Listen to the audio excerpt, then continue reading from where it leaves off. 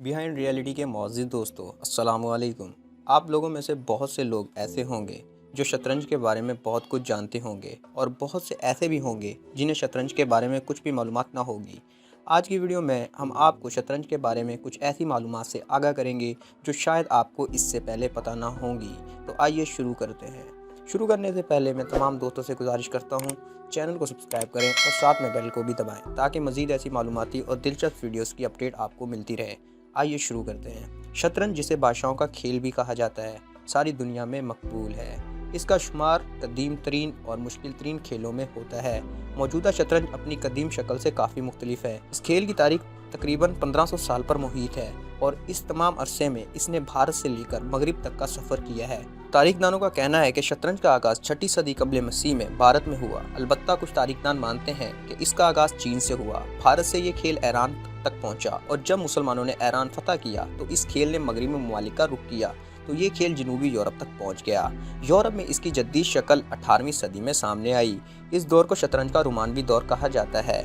इन दिनों बाजी जीतने से ज़्यादा इसे खेलने का अंदाज अहम समझा जाता था।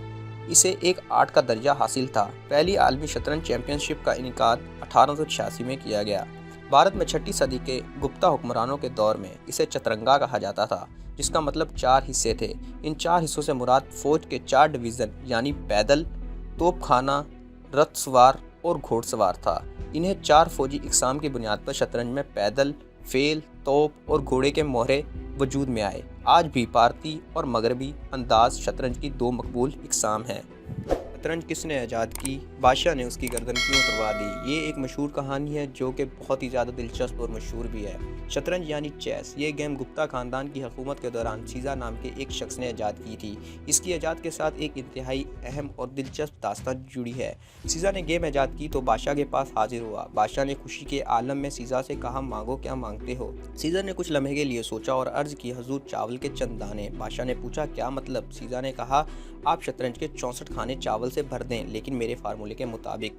बादशाह ने कहा, फार्मूला क्या है? सीजा ने कहा, आप पहले दिन पहले खाने में चावल का 1 दाना रख कर दें, दूसरे दिन दूसरे खाने में 2 गुना और तीसरे दिन तीसरे खाने में दूसरे खाने के 2 गुना चावल डालकर दें और इसी तरह चावल की तादाद को हर खाने में पिछले खाने से 2 गुना करते जाएं, यहाँ तक कि 64 खाने पूरे हो जाएं।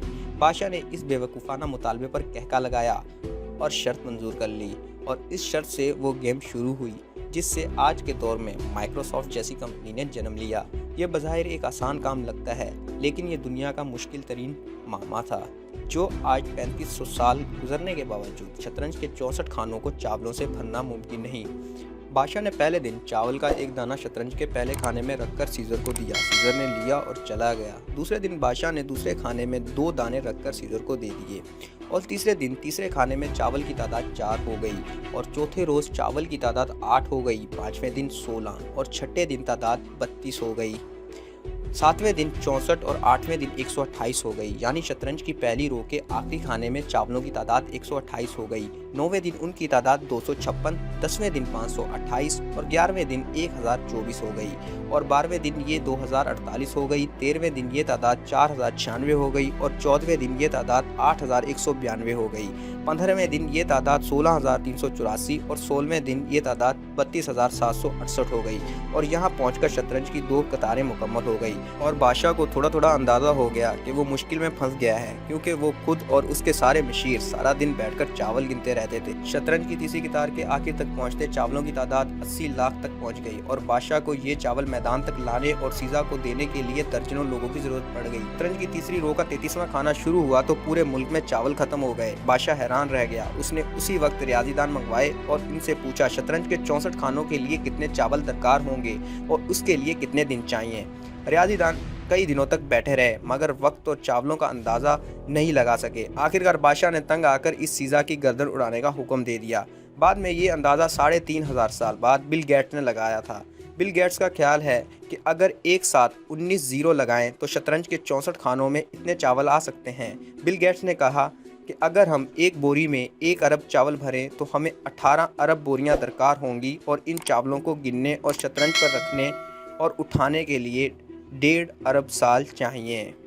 تو دوستو امید ہے کہ آپ کو اس ویڈیو میں بتائی گئی معلومات پسند آئی ہوں گی، تو پسند آنے کی صورت میں آپ ویڈیو کو لائک کریں اور کمنٹ میں اپنی رائے بھی ضرور پیش کریں، ویڈیو کو شیئر کریں اور اگلی ویڈیو کے آنے تک اپنا اور اپنے دوستوں رشتہ داروں کا خیال رکھیے گا۔ ملتے ہیں ایک نئی ویڈیو کے ساتھ۔ اللہ حافظ۔